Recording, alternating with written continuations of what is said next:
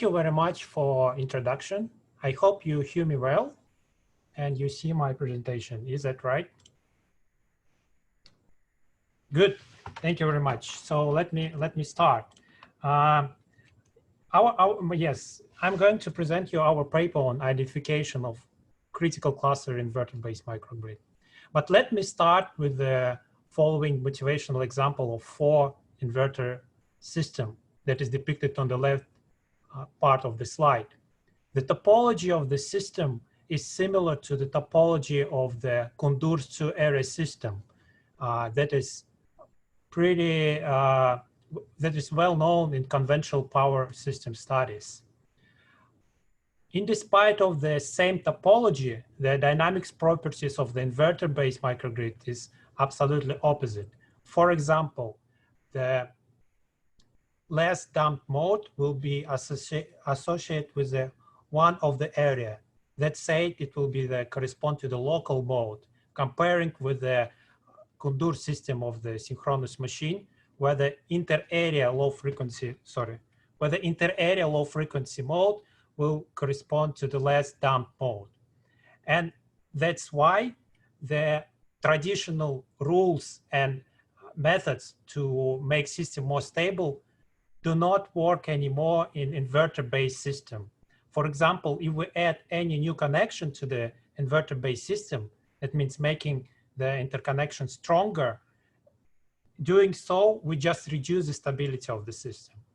This effects motivate us to research and to answer to the question, what is the critical parameters for the stability of the inverter-based system? Let us focus on the particular realization of the 2-area system, where the admittance of the area 2 is much higher than the admittance of the area 1. In this case, if the DROOP settings are not suitable, the system will be unstable. And this is the shortest line will correspond to the unstable cluster. And our goal is to provide a method. Sorry, I have some issues. To provide a method to identify the critical parameters that are mostly affect the stability of the system. The key idea of this method is based on the decomposition of the large not the large of the sum system into the several 2-bus equivalents. For example, this 2-area system will be decomposed into 3 equivalent 2-bus system with the different equivalent admittances. You see that the admittance of the inter-area cluster is the smallest one, and the admittance of the area 2 cluster is the largest one, because area 2 cluster is strongly interconnected. Then we rank the equivalent systems according to their stability margin.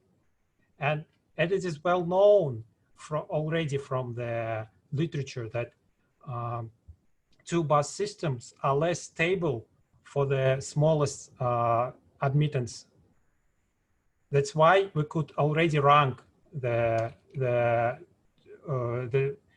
system equivalents according to the parameters.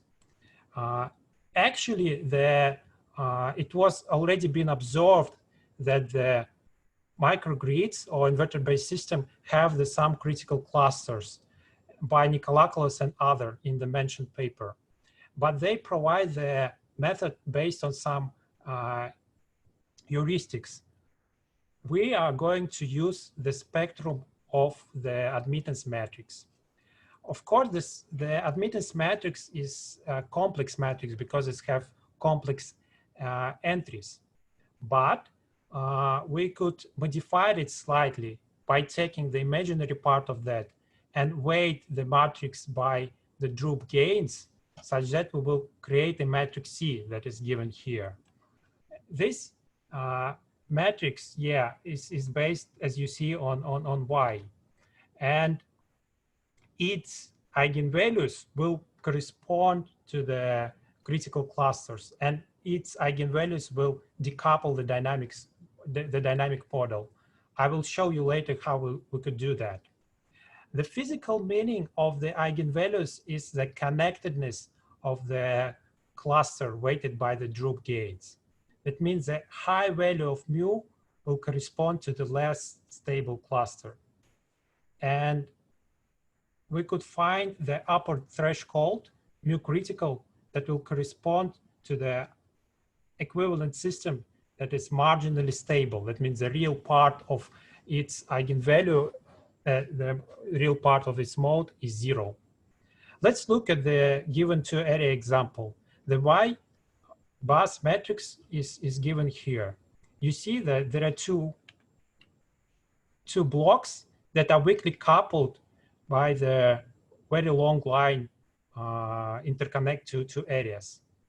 And this matrix 4x4 have 4 eigenvalues. And we always know that one eigenvalue is always 0. I don't mention it here. All other 3 correspond to the 3 clusters. Yes.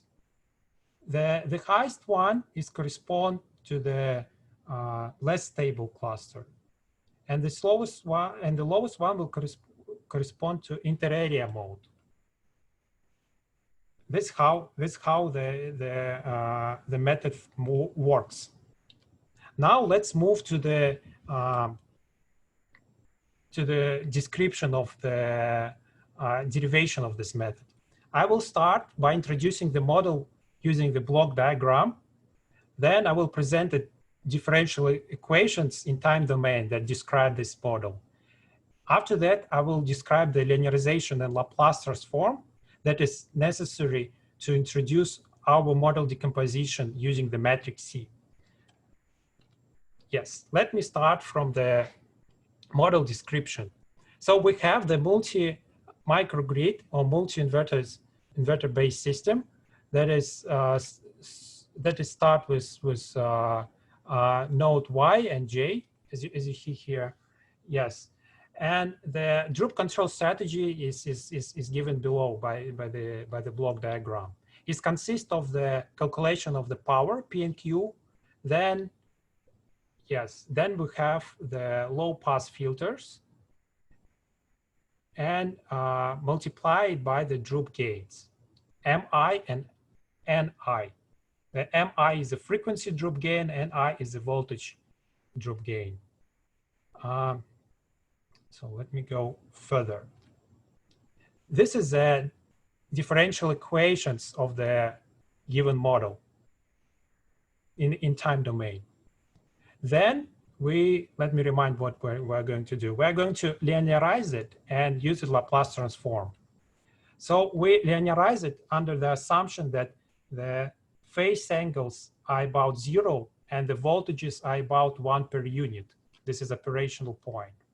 We linearized about this operation point and represent it in Laplace domain or in S domain. Then our goal is to represent these equations in Laplace domain only in terms of phase angle theta.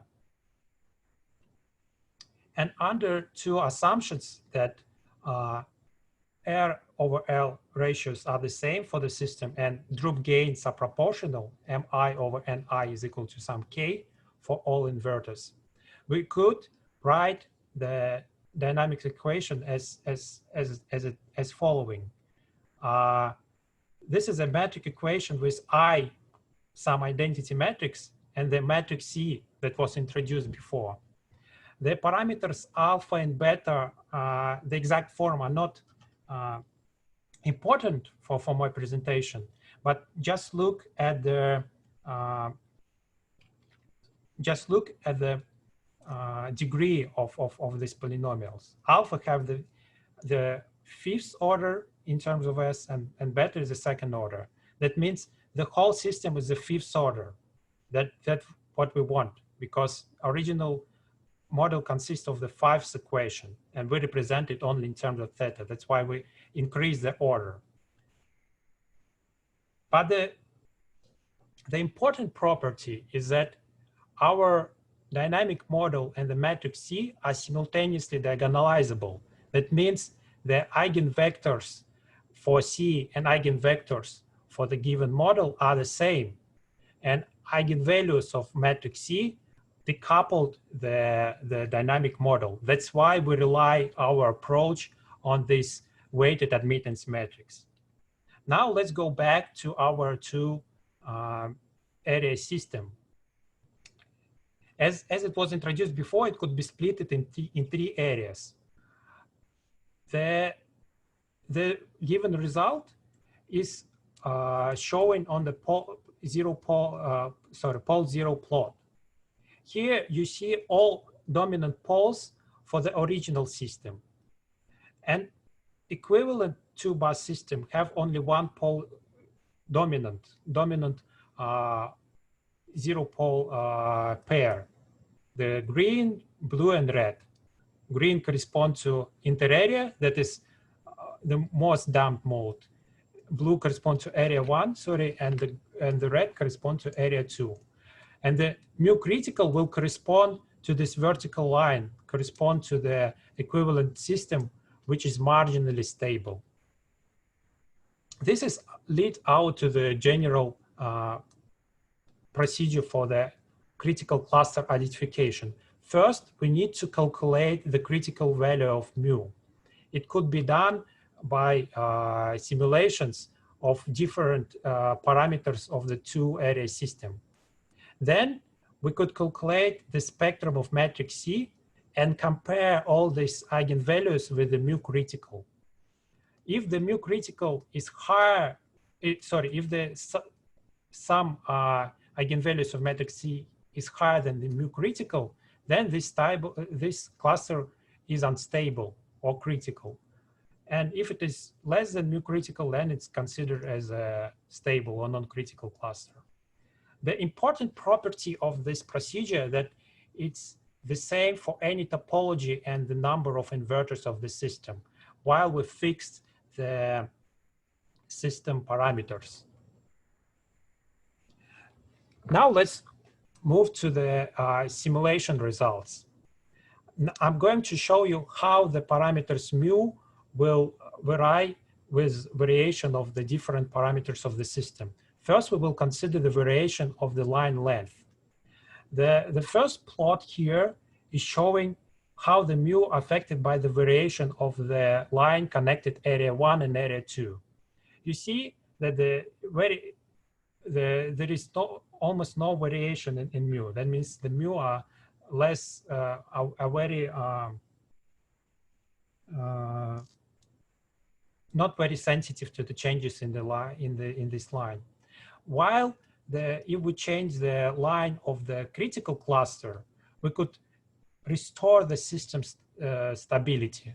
We could make it stable by just increasing the line length of the second area line.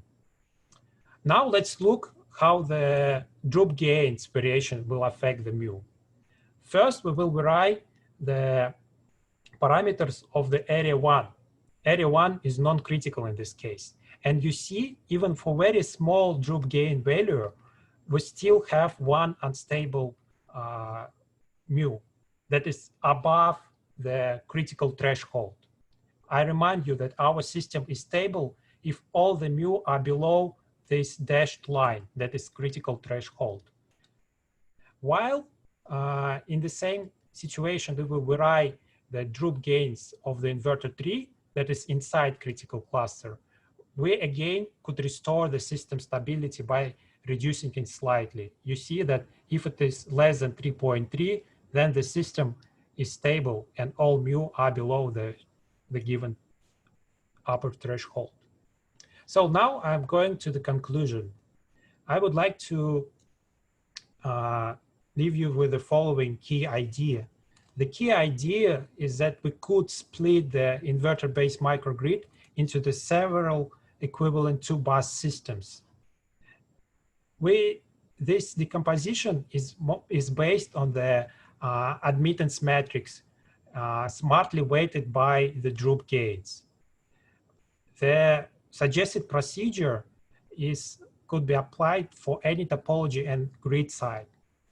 That said, we provide a formal definition of the critical cluster, the notion that was introduced before, and we provide the formal procedure for its identification. Thank you very much for your attention. I will happy to answer your questions if you have any. Yeah, thank you very much for your interesting presentation. I open the floor for some questions. You can ask your questions via the QA or please raise your hand if you have questions.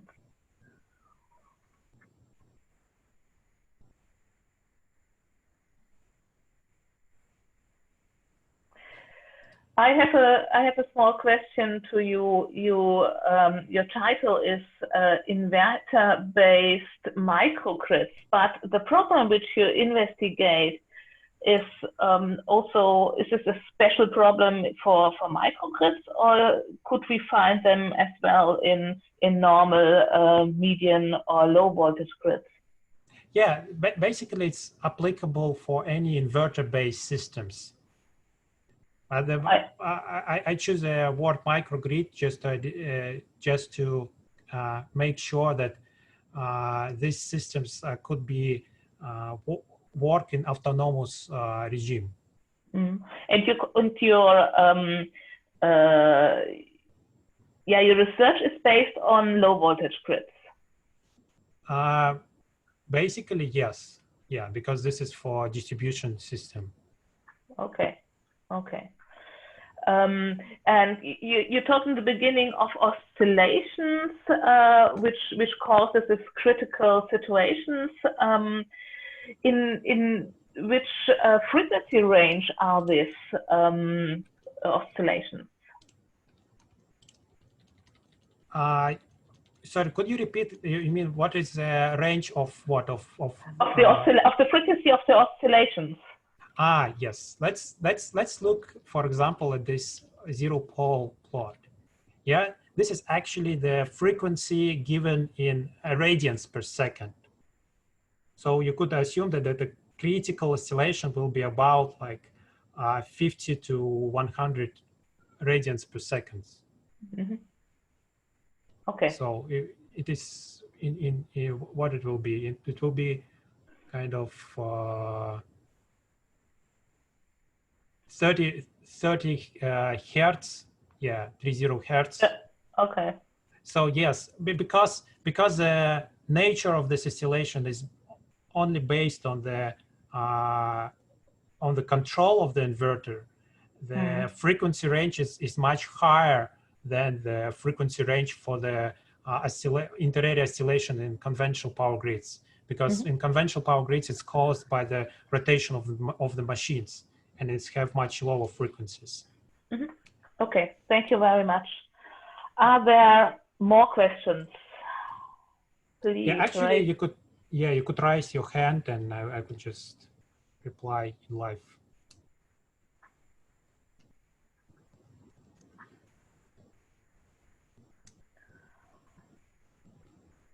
Yeah, okay. I don't see any urgent question at the moment. So thank you very much for your presentation again.